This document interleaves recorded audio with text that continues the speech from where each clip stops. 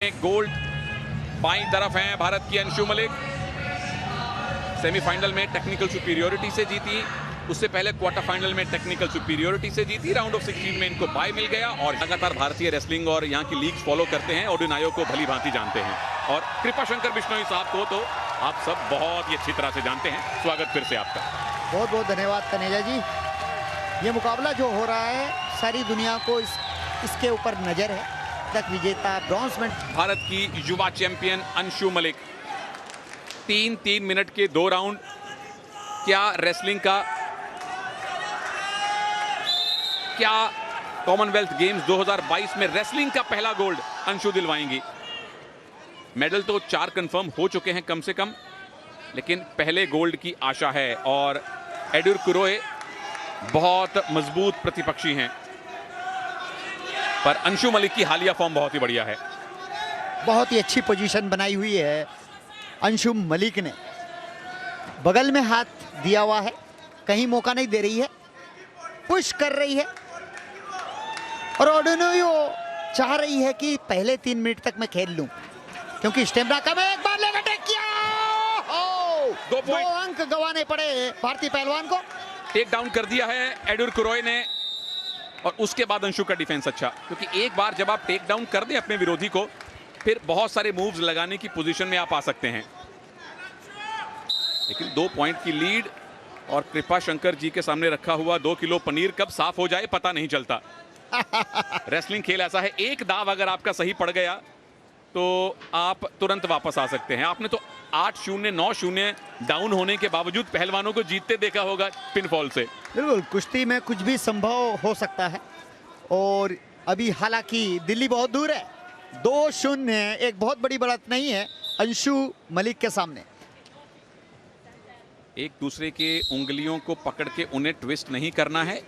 Wrestling है ये, वो WWE वाली रेसलिंग नहीं है जो आप सोनी पे देखते हैं जहां आप इंजर कर सकते हैं। यहां विरोधी को चोट नहीं पहुंचानी है, मूव लगाने हैं और उन मूव्स के आपको पॉइंट मिलते हैं। टेक डाउन अभी अभी एडुर कुरोए ने किया था। जब आप अपने विरोधी को फेस के बल पे जमीन पे लिटा दें, आपकी उन विरोधी के कम से कम 5 में से 3 लिम्ब जमीन पर हो और आपका कोई मेजर लिम्ब उसके हाथ में ना हो, तो 2 पॉइंट मिलते हैं जो ओडुनायो ने अभी तक ले लिए हैं। बिल्कुल, और ओडुनायो लेग अटैक बहुत अच्छा करती है।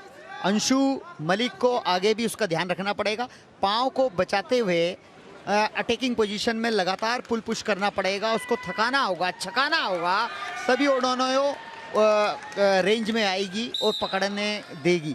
नहीं तो बहुत मुश्किल होगा इस लेवल के पहलवान को पकड़ना, क्योंकि वो समय पास कर रही है, मौका देखते ही चपलता से पैरों में घुस जाएगी। तो उस बात का भी अंशु को ध्यान रखना पड़ेगा।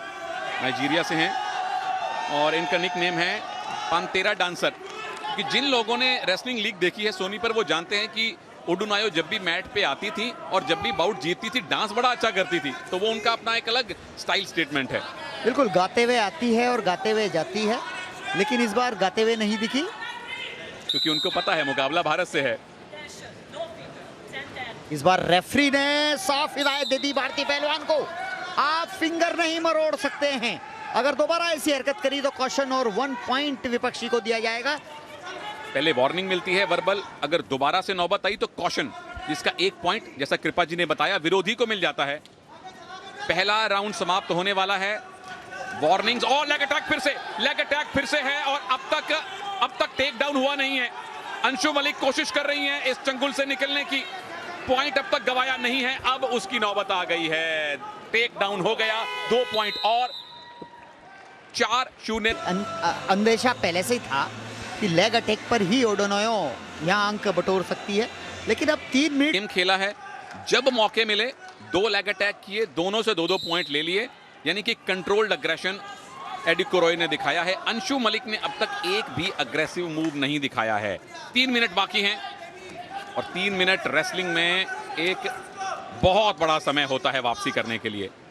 एक मूव आपका सही पड़ गया तो जीत सकते हैं। तो तनेजा भाई ये कह सकते हैं न्यू रेसलर पे अनुभव भारी पड़ रहा है। बिल्कुल, प्रतिभा पर अनुभव भारी पड़ रहा है। हालांकि प्रतिभा उधर भी है, एडुर कुरोए के पास बहुत दिग्गज पहलवानों में इनकी गिनती होती है और नाइजीरिया से बहुत अच्छे रेसलर निकल कर आते हैं। फिलहाल तो सिर से सिर भिड़े हुए ओडुनायो कोई अवसर नहीं दे रही अंशु को नीचे आके अटैक करने का, और अगर ऐसे ही स्थिति चलती रही तो शायद किसी को पैसिव डिक्लेयर किया जाए। कुश्ती ब्लॉक करने के लिए एक वार्निंग बनती है ओडोनायो को, रेफरी ने दे दी है कि आप कुश्ती को ब्लॉक ना करो। ब्लॉक करना यानी हाथों को पकड़ के कुश्ती को रोकना। अंशु मलिक को पहले अटैकिंग मूव का इंतजार है, पहली ग्रिप का इंतजार है, और भारत को बर्मिंघम 2022 में रेसलिंग से पहले गोल्ड का इंतजार है। और ये तो खैर जो भी लोग रेसलिंग फॉलो करते हैं जानते थे कि यहां से गोल्ड के लिए बहुत मेहनत करनी पड़ेगी, असंभव नहीं है।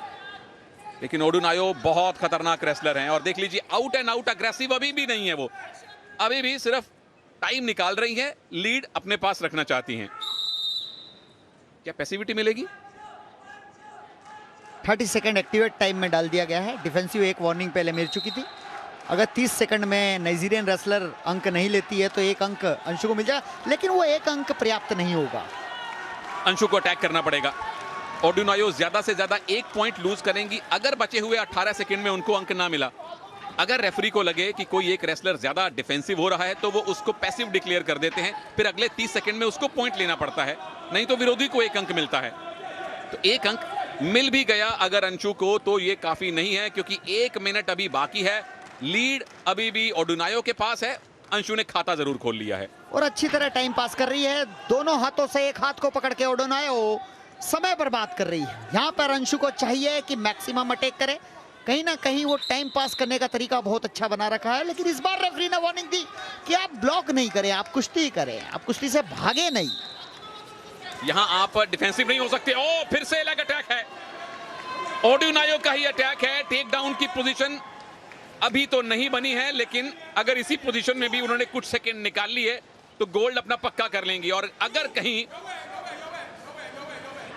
कोच से इंस्ट्रक्शन मिल रही है, क्योंकि पूरी तरह से अब कंट्रोल में वो आने वाली है, पॉइंट का दाव अभी तक लगा नहीं है, अब संभवतः कोशिश होगी उनकी। 2 पॉइंट मिल गए क्योंकि अपने लिंब छुड़ा लिए अंशु से। 6-1 और बचे हुए 20 सेकंड हैं।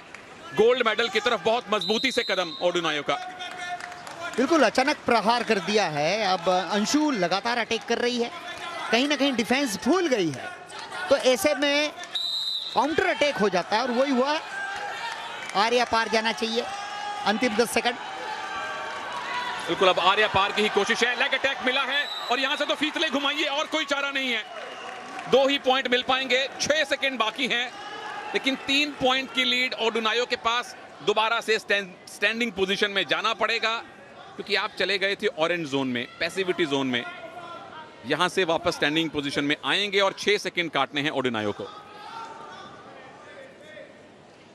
1 पॉइंट और मिल गया अंशु बिल्कुल को। कॉशन और पॉइंट मिला है जोन से बाहर भागने का। अंशु को 2 पॉइंट कम से कम और चाहिए। यहाँ 2 पॉइंट अगर लेती है तब भी मुझे लगता है बात बनेगी नहीं, क्योंकि बराबर स्कोर पे ओडुनायो के स्कोर बड़ा होगा। उसकी नौबत नहीं आई। अंशु ने आखिरी 30 सेकंड में अग्रेशन दिखाया, पॉइंट बटोरे, लेकिन गोल्ड मेडल बटोर कर ले गई नाइजीरिया की ओडुनायो एडिकुरोए। लगातार तीसरा कॉमनवेल्थ गेम्स का गोल्ड मेडल उनका। और अंशु मलिक भारत की होनहार। और हाँ, मैच चेयरमैन इसकी घोषणा करता है, उसके बाद ही रेफरी। यस, मैच चेयरमैन द्वारा की गई, रेफरी ने विजेता घोषित किया और ओडुनायो ने स्वर्ण पदक जीता है। वहीं भारत को रजत पदक से संतोष करना पड़ा है 57 वेट कैटेगरी फीमेल 1। और ये इनके कोच हैं, प्योरिटी नाम है, ये ओडुनायो के कोच हैं। जो गाना इन्होंने पहले नहीं गाया था, गोल्ड मेडल के बाद गा दिया। ओडुनायो